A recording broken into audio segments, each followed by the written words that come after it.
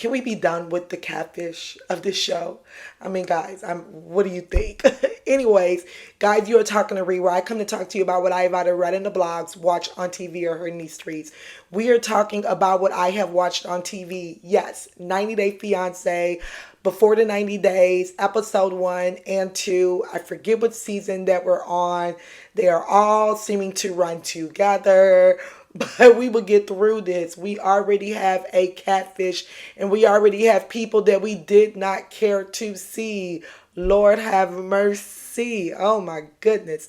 Well, for those who are new, I am Ree, where I talk about things that are in the blogs, different reality TV shows, things that are in the media, and we just come here and we discuss it all. So today it is about what we're watching on TV. If you like anything that you see today, make sure you like, comment, and subscribe. Come back for more. I know I have been gone for the last 2 weeks, but I've been super duper busy.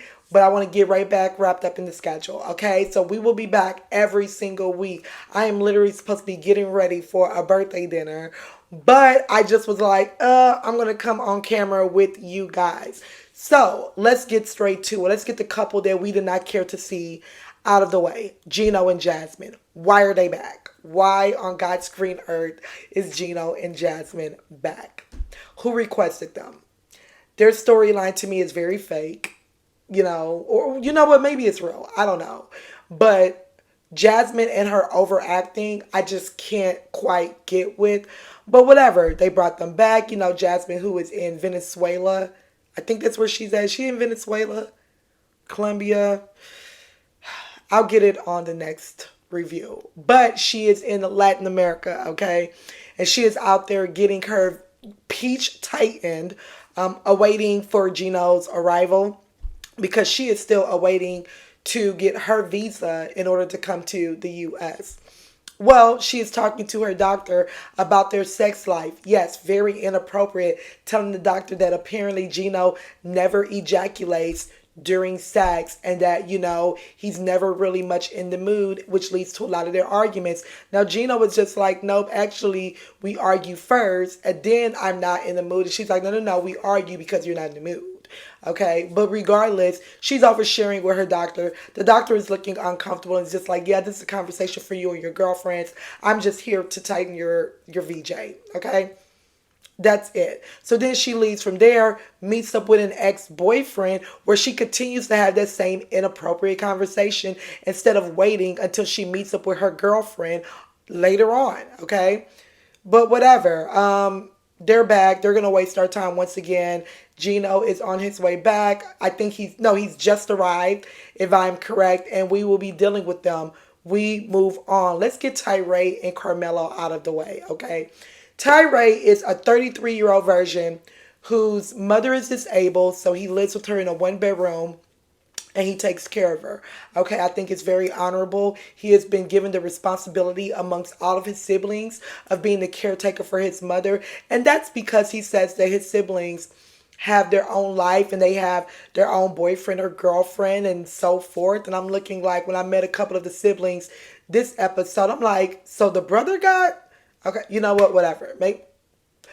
Whatever, okay? But he enjoys taking care of his mother. He says that his mother has sacrificed for him, so he's willing to sacrifice for her. I think it's very honorable. I think that Tyray comes off to be a very, seems to be a great guy. He just has not had luck in the love department.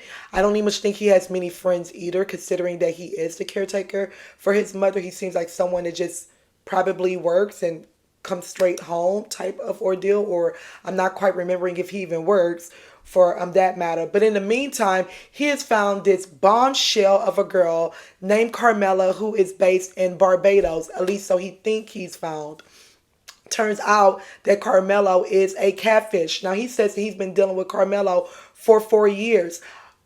You cannot tell me that in this day and age in 2023 that you didn't know that she was a catfish before you decided to apply for this season of 90 Day Fiancé. I just have a hard time believing that, right?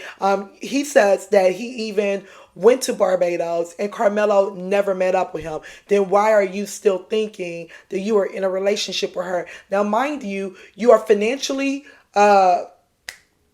financially strapped, considering that you are the caretaker for your mother and you spend your few dimes to go out to a country to meet your supposed girlfriend that you never meet.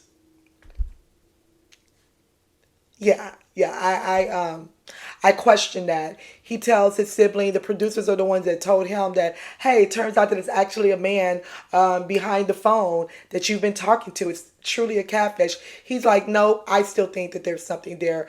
Listen here, Tyray, if you want to stay on the show, just say that. Just say that. But I really need these producers to stop bringing these gentlemen and these catfish storylines because it's I could have sworn that 90 Day Fiancé before the 90 Day where they're already in a relationship. They're going to go out there. They're going to propose. They got 90 days to go ahead and make it happen. That's what I assumed that it was. I know there's so many different series, but, to make it to where we just meet on, like, go to another show with that. Like, I thought that there was some sort of,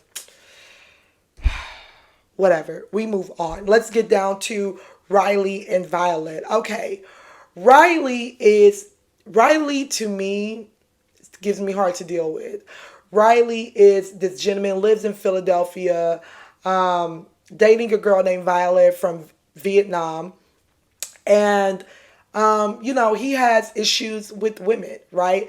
Riley strikes me as someone that has trust issues when it comes to women. And I mean, I guess rightfully so, considering that, one of his ex-girlfriends, he knocks on the door. Turns out she got a man hiding in the closet. And then the next ex-girlfriend just completely ghosted him. Was like, I'm good. But there is something about Riley's personality that tells me that Riley is hard to deal with. There is something that gives me very much a little bit of uneasiness, especially when it comes to women. And maybe that's why that ex-girlfriend ghosted you. I don't know. We'll wait as the season goes on. But long story short, Violet, who's in Vietnam, they met through a dating site. And she tells him, hey, you know what? Now that we're in this relationship, go ahead and do away with the dating site. This is what she says to him, right? Okay, he does away with it, but then something tells him, let me log back in. Finds out that Violet is still on that dating site. He confronts her about it. She's mad with him for still being on that dating site, even though she's on that dating site. Completely playing games. She is playing games, okay? But whatever, he is still going to take himself out there to Vietnam to meet her. But wait, not so fast. Before he meets her, he decides to hire a private investigator. If you are hiring a private investigator for a woman that you've never even met, that you're trying to go out here and meet, what are you doing?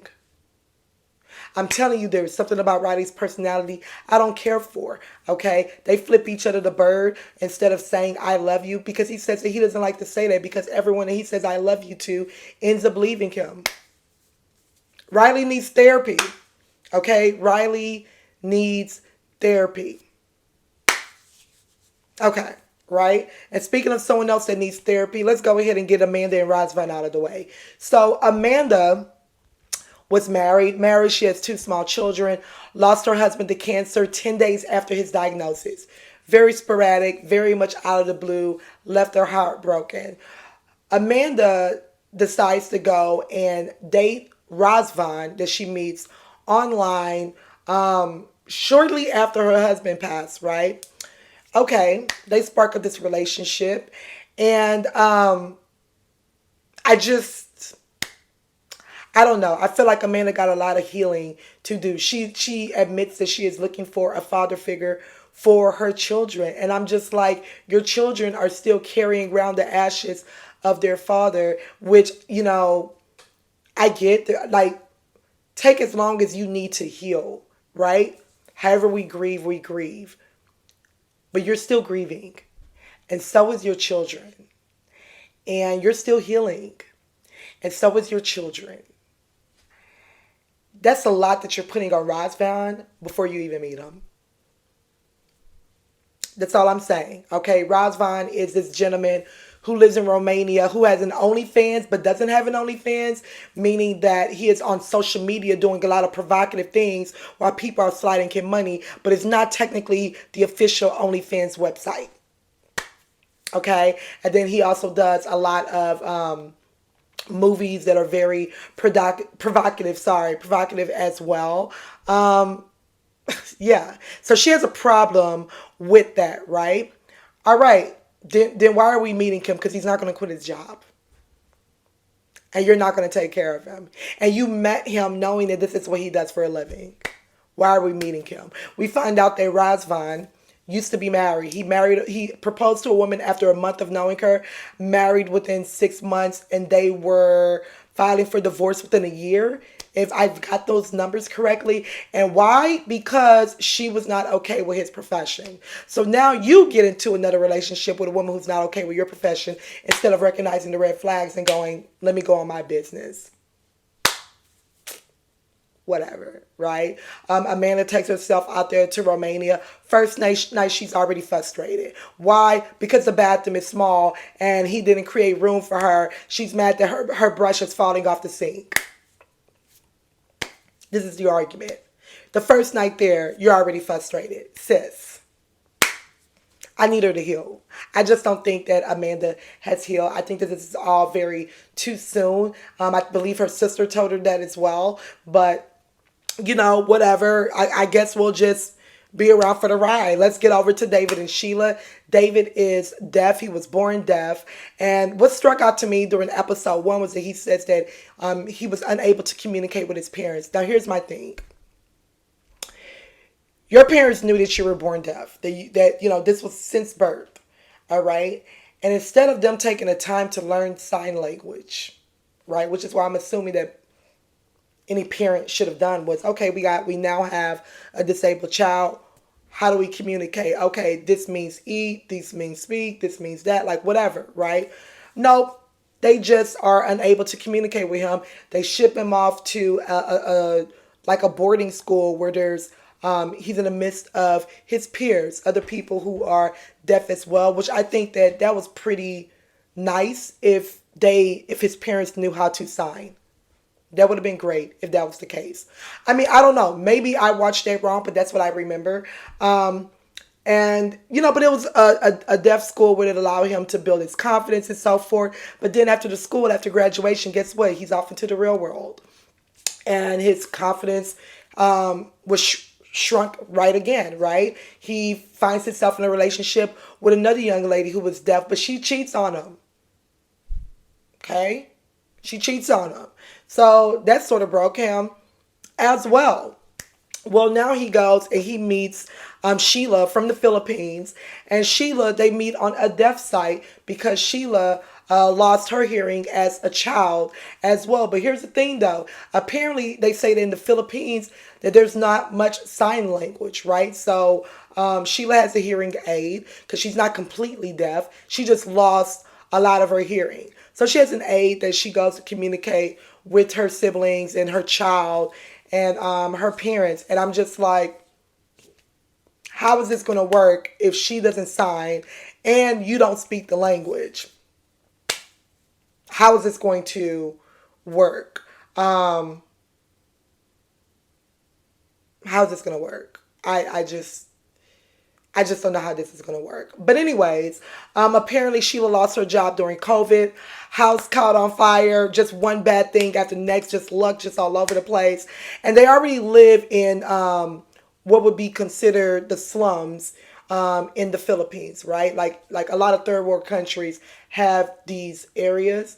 And, they're now in this somewhat of a shack, so to speak. I think we saw something similar to that with Rose and Big Ed, and that's where she lives at with her son and her parents, and he has been helping provide for them along the way. So he has so far sent about $3,000. Now, $3,000 in the 90-Day Fiancé world is actually quite small. However, it's big for him because he works 2 jobs. He's a janitor at one job, and he is a grocery stocker at the grocery store at another job. So $3,000 is a lot of money, right? But he's been supporting her and so forth.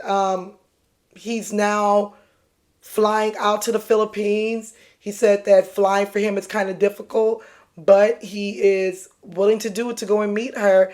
And we see him head off on the plane, and we wish him the best of luck. And that is how these episodes end. So that is the wrap up of my review for episode 1 and 2. I'm ready to see how things kick off. As I said, something about Riley rubs me the wrong way. Let me know your thoughts on that. I want to hear what your thoughts are. And in regards to Sheila and David, do you think that can really work for them? And Amanda and Razvan, can we all admit that she needs therapy? Or do you think otherwise? Do you think that this may be good for her? I think that this is not a great idea, but we're here. And I find out through social media that apparently Amanda lost her mother around the time frame of losing her father. So losing her husband. So it's really just her and her sister and Amanda's kids. They really just have one another now in this world. So that's pretty heartbreaking to hear. So I am rooting for her healing. That's what I'm rooting for. I'm rooting for her happiness, and I'm rooting for her healing. You guys let me know what you think. Like, comment, and subscribe. Can't wait to hear your thoughts below. Love you guys. Talk to you soon. Bye.